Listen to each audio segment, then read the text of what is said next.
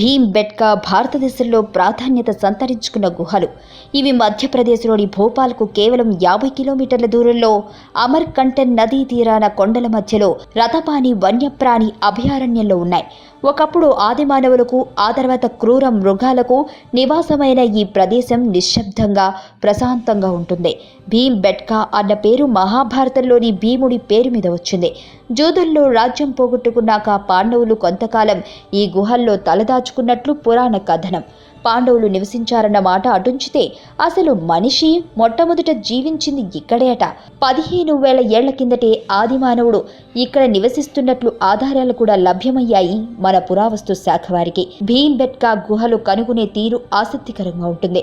ప్రముఖ పురాతత్వ శాస్త్రవేత్త విఎస్ వకాన్కర్ రైలులో భోపాల్కు వెళుతుండగా తాను ఐరోపా ఖండంలో చూసిన గుహలను పోలిన వాటిని ఇక్కడ చూశాడు.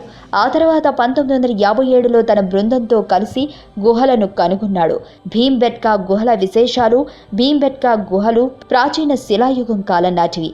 ఈ గుహలు భారతదేశంలో ఆదిమానవుడు నివసించాడు అనటానికి ఆధారం. ఈ గుహలో 1,00,000 సంవత్సరాల క్రితం హోమో ఎరెక్టస్ ఆదిమానవులు నివసించారు. భీంబెట్కాలో మొత్తం 750 గుహలు కనుగొన్నారు.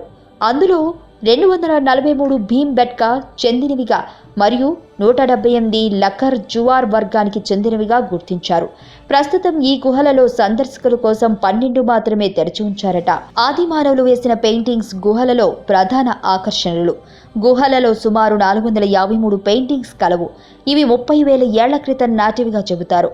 ఈ గుహలు పూర్వం నాట్యం యొక్క ఉనికిని కూడా కనబరిచాయి.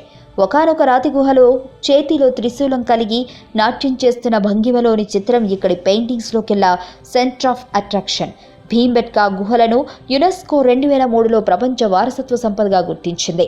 భీంబెట్కా గుహలో ఉన్న ఏకశిలపై ఉపయోగించిన రంగుల యొక్క ముడిసరుకుకు బర్కేదా వనరుగా వివరించారు పురాతత్వ శాస్త్రవేత్తలు.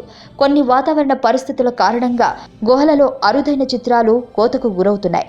వీటిని సంరక్షించడం కోసం పురావస్తు శాఖ రసాయనాలను మరియు మైనాన్ని ఉపయోగిస్తుంది.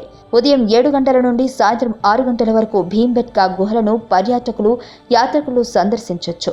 భీంబెట్కా గుహలు భోపాల్కు 50 కిలోమీటర్ల దూరంలో ఉన్నాయి గనుక ముందు భోపాల్ చేరుకుని అక్కడి నుండి లోకల్ ట్రాన్స్పోర్ట్ ద్వారా భీంబెట్కా చేరుకోవచ్చు. వాయుమార్గం ద్వారా భీంబెట్కా గుహలకు సమీపాన 45 కిలోమీటర్ల దూరంలో రాజ్భోజ్ ఎయిర్పోర్ట్ కలదు. దేశంలోని అన్ని ప్రధాన నగరాల నుండి ఇక్కడికి విమానాలు వస్తూ ఉంటాయి. టాక్సీ లేదా క్యాబ్ అద్దెకు తీసుకుని భీంబెట్కా సులభంగా చేరుకోవచ్చు. రైలు మార్గం ద్వారా భోపాల్ రైల్వే స్టేషన్ భీంబెట్కాకు 37 కిలోమీటర్ల దూరంలో గలదు. ఈ రైల్వే స్టేషన్ దేశంలోని అన్ని ప్రధాన నగరాల నుండి, పట్టణాల నుండి చక్కగా కనెక్ట్ చేయబడింది. రోడ్డు మార్గం ద్వారా భీంబెట్కాకు చుట్టుప్రక్కల ప్రాంతాల నుండి భోపాల్, ఇండోర్ నుంచి ప్రభుత్వ బస్సులు అందుబాటులో ఉంటాయి. ఈ వీడియో మీకు నచ్చినట్లయితే లైక్ చేయండి, షేర్ చేయండి. మరిన్ని అప్డేట్స్ కోసం మా ఛానల్ని సబ్స్క్రైబ్ చేయండి.